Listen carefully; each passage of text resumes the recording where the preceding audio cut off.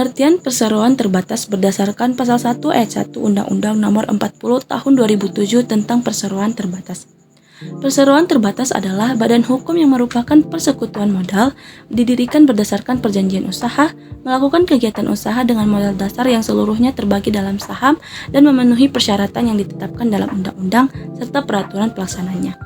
Aspek hukum yang mengatur perseroan terbatas diatur oleh Undang-Undang Nomor 40 Tahun 2007 dan mengatur berbagai hal termasuk yang pertama proses pendirian perseroan terbatas, kedua struktur organisasi atau rapat umum pemegang saham, direksi dan dewan komisaris, ketiga kewajiban dan hak pemegang saham, keempat pengelolaan dan tanggung jawab perusahaan. Hukum badan usaha perseroan terbatas. Subjek hukum dapat dibagi menjadi dua, yaitu subjek hukum orang dan subjek hukum yang bukan orang. Adapun subjek hukum yang bukan orang itu dapat dibagi menjadi badan hukum dan bukan badan hukum. Dan badan hukum di sini dapat dibagi menjadi badan hukum publik dan badan hukum privat. Dalam Pasal 1 Ayat 1 Undang-Undang Nomor 40 Tahun 2007 tentang perseroan terbatas disebut secara tegas bahwa perseroan adalah badan hukum. Namun, di sini perlu diperhatikan bahwa suatu perseroan itu dapat disebut atau diakui sebagai badan hukum apabila telah memenuhi persyaratan yang ditentukan atau sesuai dengan ketentuan undang-undang. Perseroan terbatas sejak diundangkannya Undang-Undang Nomor 1 Tahun 1995 hingga sekarang Undang-Undang Nomor 40 Tahun 2007. Perseroan terbatas tidak pernah mengalami bentuk hukum sebagai badan usaha, yaitu perseroan terbatas. Unsur-unsur badan hukum perseroan terbatas. Yang pertama, badan hukum yang merupakan persekutuan modal. Yang kedua, didirikan berdasarkan perjanjian. Yang ketiga, melakukan kegiatan usaha dengan modal dasar yang seluruhnya terbagi dalam saham. Dan yang terakhir, memenuhi persyaratan yang ditetapkan dalam undang-undang serta peraturan pelaksanaannya. Dalam Undang-Undang Nomor 40 Tahun 2007 tentang perseroan terbatas Pasal 1 Ayat 1 yang menegaskan bahwa perseroan terbatas adalah badan hukum perseroan dibentuk berdasarkan perjanjian, yang artinya sekurang-kurangnya didirikan oleh dua orang atau pihak dengan menganut asas perjanjian, bukan asas institusi berlaku selama ini. Sebagai akibat dibentuknya perseroan terbatas, maka terciptanya badan hukum atau legal person, legal entity, rex person, eversion law. Yang kedua, perseroan terbatas mempunyai rangkaian yang kekal atau langgeng, perpetual section, keberadaannya berlangsung terus sampai dibubarkan secara hukum atau liquidated. Yang ketiga, hukum memperlakukan pemilik dan pengurus terpisah dari perseroan terbatas atau separate legal personality as a separate person. Dan yang terakhir, perseroan terbatas sebagai manusia buatan atau atypical person adalah kebalikan dari manusia atau orang atau natural person. Materi selanjutnya adalah pentingnya perseroan terbatas dalam dunia bisnis. Perseroan terbatas atau PT memiliki peran yang sangat penting dalam perekonomian, baik di Indonesia maupun secara global. Berikut adalah beberapa alasan mengapa PT menjadi salah satu bentuk badan usaha yang dominan dan penting dalam perekonomian. 1. Status hukum yang jelas. PT diakui sebagai badan hukum yang memiliki status hukum terpisah dari pemiliknya. Hal ini memberikan kejelasan mengenai tanggung jawab hukum dan hak-hak pemegang saham yang diatur dalam Undang-Undang Nomor 40 Tahun 2007 tentang perseroan terbatas atau UU PT. 2. Tanggung jawab terbatas. Salah satu keunggulan utama dari PT adalah tanggung jawab pemegang saham yang terbatas. Pemegang saham tidak bertanggung jawab secara pribadi atas utang perusahaan melebihi jumlah saham yang dimiliki sehingga melindungi kekayaan pribadi mereka. 3. Kemudahan penggalangan modal. PT dapat mengumpulkan modal dari berbagai investor melalui penerbitan saham. Ini memudahkan perusahaan untuk mendapatkan dana yang diperlukan untuk ekspansi dan pengembangan usaha. 4.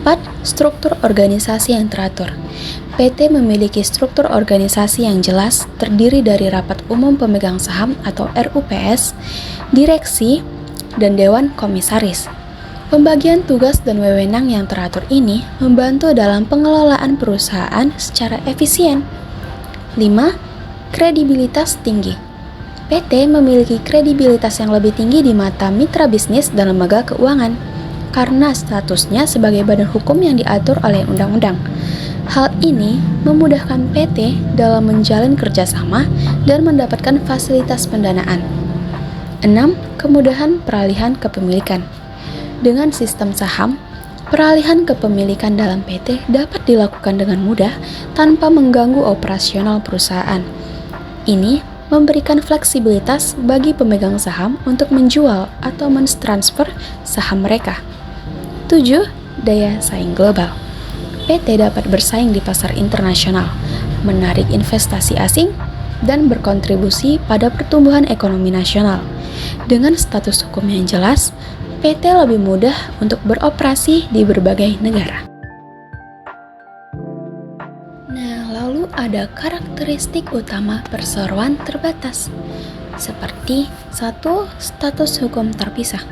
Apa sih status hukum terpisah itu? Nah, status hukum terpisah merujuk pada keadaan di mana perseroan terbatas diakui sebagai entitas hukum yang terpisah dari pemiliknya. Berikut adalah beberapa poin penting mengenai konsep ini. 1. Entitas hukum mandiri. PT dapat memiliki aset, berutang, dan memiliki hak serta kewajiban sendiri, terpisah dari pemilik atau pemegang sahamnya. 2. Perlindungan bagi pemegang saham. Pemegang saham tidak bertanggung jawab secara pribadi atas utang perusahaan. Tanggung jawab mereka terbatas pada modal yang diinvestasikan dalam saham. 3. Kemampuan menggugat dan digugat. PT memiliki kapasitas yang menggugat atau digugat di pengadilan, sehingga dapat berpartisipasi dalam proses hukum secara mandiri. 4. Keberlangsungan usaha. Status hukum terpisah memungkinkan keberlangsungan usaha meskipun ada pergantian pemegang saham atau direksi, karena perusahaan tetap ada sebagai entitas hukum. Nah, selain status hukum yang terpisah, ada lagi tanggung jawab terbatas dalam perseroan terbatas. Tanggung jawab terbatas itu adalah salah satu fitur utama dari perseroan terbatas yang memberikan perlindungan bagi pemegang saham. Dalam konteks PT, pemegang saham hanya bertanggung jawab atas utang dan kewajiban perusahaan sesuai dengan jumlah modal yang mereka investasikan. Ini berarti bahwa jika perusahaan mengalami kerugian atau kebangkrutan, aset pribadi pemegang saham tidak dapat digunakan untuk membayar utang perusahaan. Berikut adalah beberapa poin penting mengenai tanggung jawab terbatas. 1. Perlindungan hukum. Tanggung jawab terbatas memberikan perlindungan hukum yang signifikan bagi pemegang saham. Mereka tidak perlu khawatir kehilangan kekayaan pribadi mereka akibat masalah keuangan perusahaan. 2. Mendorong investasi.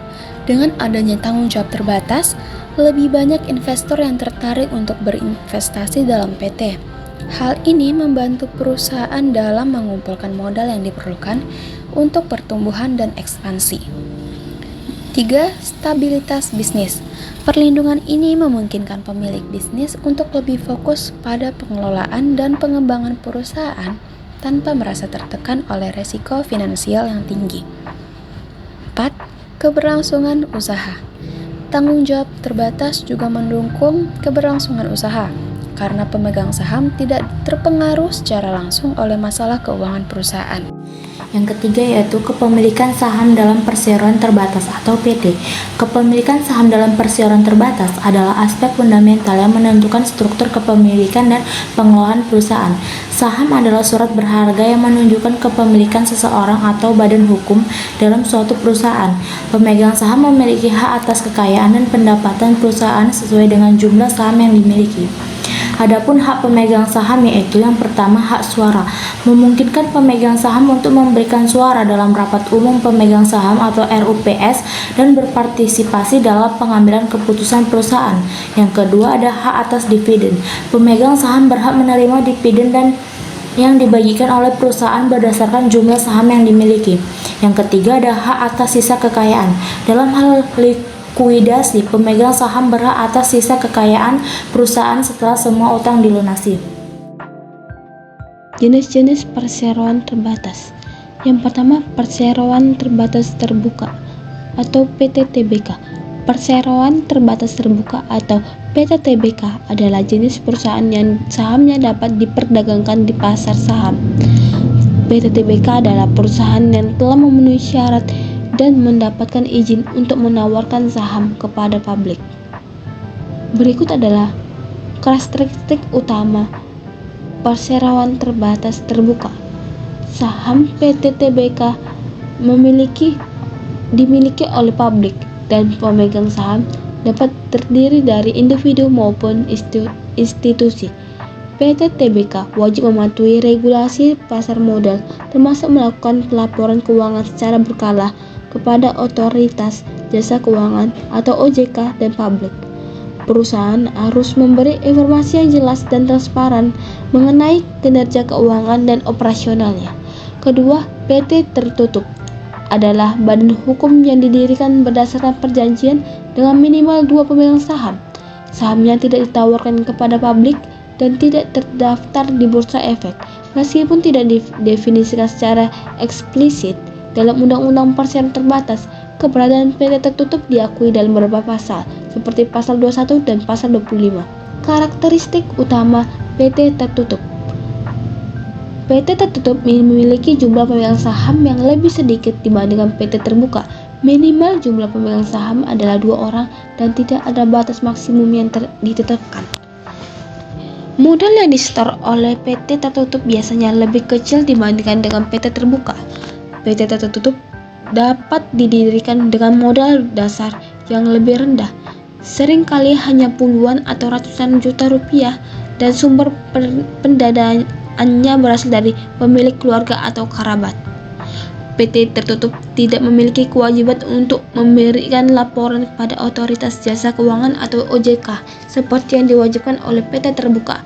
Hal ini memberikan fleksibilitas lebih dalam pengelolaan perusahaan.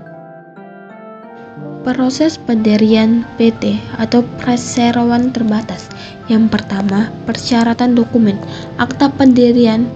Yang kedua, identitas pendirian. Yang ketiga, NPWP, nomor pokok wajib pajak untuk perusahaan. Yang keempat, surat keterangan domisili. Yang kelima, data pemegang saham. Yang keenam, izin usaha. Yang kedua, prosedur pendaftaran. Membuat akta pendirian melalui notaris. Yang kedua, pengesahan akta. Mengajukan akta kependirian Kementerian Hukum dan HAM untuk mendapatkan pengesahan. Yang ketiga, mendaftarkan NPWP ke kantor pajak. Yang keempat, mendaftarkan di OSS, melakukan pendaftaran melalui online single submission untuk mendapatkan izin usaha. Yang kelima, pendaftaran di Dinas Perdagangan. Selanjutnya adalah modal dasar dan modal ditetapkan. Modal dasarnya adalah modal minimum untuk mendirikan PT adalah 50 juta rupiah.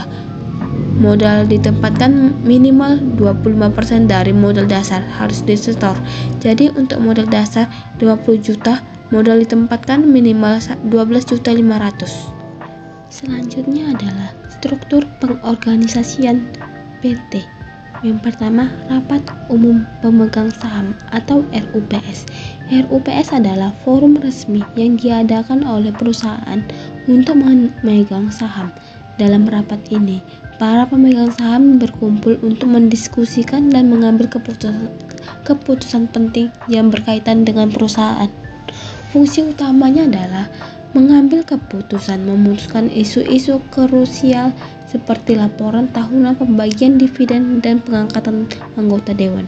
Yang kedua, menyediakan platform bagi pemegang saham untuk mendapatkan informasi langsung mengenai kinerja dan strategi perusahaan. Memberikan kesempatan bagi pemegang saham untuk menyampaikan pendapat dan suara mereka. Yang kedua adalah direksi. Direksi adalah sekelompok individu yang bertanggung jawab atas pengelolaan dan operasional perusahaan sehari-hari. Tugas utamanya adalah mengelola kegiatan dan sumber daya perusahaan untuk mencapai tujuan strategis, menyusun laporan kinerja, dan menyajikan kepada RUPS, membuat keputusan strategis, dan mendukung pertumbuhan dan berkelanjutan. Yang ketiga adalah Dewan Komisaris. Dewan Komisaris berfungsi untuk mengawasi kinerja direksi dan memastikan bahwa perusahaan dijalankan sesuai dengan kepentingan pemegang saham. Tugas utama Dewan Komisaris yaitu memastikan bahwa direksi menjalankan tugas dengan baik dan sesuai dengan kebijakan perusahaan, memberikan saran strategis dan rekomendasi kepada direksi, memastikan bahwa perusahaan mematuhi semua regulasi dan peraturan yang berlaku. Selanjutnya, keuntungan dan kerugian perusahaan atau PT perseroan terbatas. Keuntungannya adalah pemilik saham memiliki tanggung jawab terbatas hanya sebatas modal yang disetor, melindungi harta pribadi dari utang perusahaan. Perseroan terbatas lebih mudah mendapatkan investasi dan pinjaman karena memiliki struktur yang lebih formal dan kredibel di mata investor dan lembaga keuangan. Kerugiannya adalah biaya untuk mendirikan perseroan terbatas relatif tinggi, termasuk biaya notaris, pendaftaran, dan izin usaha. Perseroan terbatas harus mematuhi berbagai peraturan dan persyaratan hukum, termasuk laporan keuangan yang harus diaudit dan disampaikan secara berkala. Keuntungan dan kerugian PT. Berikut adalah keuntungan dan kerugian mendirikan perseroan terbatas atau PT. Keuntungannya yaitu yang pertama, tanggung jawab terbatas. Pemilik saham memiliki tanggung jawab terbatas hanya sebatas modal yang disetor, melindungi harta pribadi dari utang perusahaan. Yang kedua, kemudahan pengalaman modal. PT lebih mudah mendapatkan investasi dan pinjaman karena memiliki struktur yang lebih formal dan kredibel di mata investor dan lembaga keuangan. Adapun kerugiannya yaitu yang pertama, biaya pendirian. Biaya untuk mendirikan PT relatif tinggi, termasuk biaya notaris, pendaftaran, dan izin usaha. Yang kedua ada regulasi yang ketat. PT harus mematuhi berbagai peraturan dan persyaratan hukum, termasuk laporan keuangan yang harus diaudit dan disampaikan secara berkala. Kesimpulan yang dapat kita ambil dari materi kali ini adalah pentingnya pemahaman terhadap kontrak sebagai perjanjian yang mengikat secara hukum antara pihak-pihak. Kontrak dapat berupa tertulis atau lisan dan harus memenuhi elemen-elemen tertentu seperti kesepakatan, pertimbangan, kemampuan, dan tujuan yang sah untuk kontrak tersebut dapat dianggap sah. Aspek hukum meliputi kekuatan hukum kontrak, sah tidak sahnya kontrak, pelanggaran kontrak, penyelesaian sengketa, perlindungan hukum, dan prinsip kebebasan berkontrak. Jual beli diatur dalam KUH Perdata yang mensyaratkan kesepakatan, kecakapan hukum, objek yang halal, dan sebab yang sah.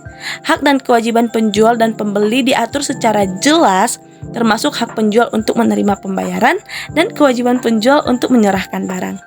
Nah, bagaimana teman-teman? Apakah materi yang kami sampaikan hari ini bisa bermanfaat untuk kalian? Semoga membantu. Terima kasih.